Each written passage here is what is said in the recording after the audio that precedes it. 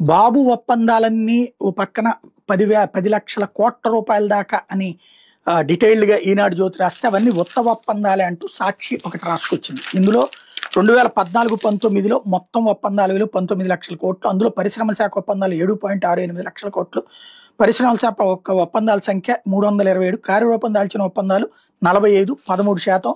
14-19 TDP హయాంలో SIPB ద్వారా ఒప్పందాలు, ఎస్ఐపిబిలో ఆమోదించిన మెగా ప్రాజెక్టులు 90, ఆమోదించబడిన పెట్టుబడుల విలువ 1,70,036 కోట్లు. అమల్లోకి వచ్చిన ప్రాజెక్టుల విలువ 9,681 కోట్లు. ఎంత 22,04,183 మందికి ఉపాధి కల్పిస్తా ఉన్నారు. కేవలం 36,140 మందికి ఉపాధి లభించింది అన్నటువంటిది హైలైట్ చేసింది. ఇక్కడ జగన్ టైంలో కూడా మరి 14 లక్షల కోట్ల రూపాయలు ఒప్పందాలు కుదిరినాయి. అన్ని ఆచరణలోకి రాలేదు కదా.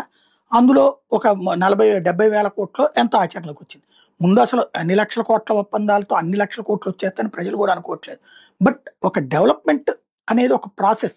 ఇండస్ట్రీస్ 100 అనుకుంటే 10 రావచ్చు. బట్ 10 అనేది అచీవ్మెంటే. అసలు లేని చోట 10 అనేది అచీవ్మెంటే కదా. ఆ దిశగా ఆలోచిస్తే సరిపోతుంది కదా. ఎందుకు దీంట్లో నెగిటివ్ స్టోరీలు?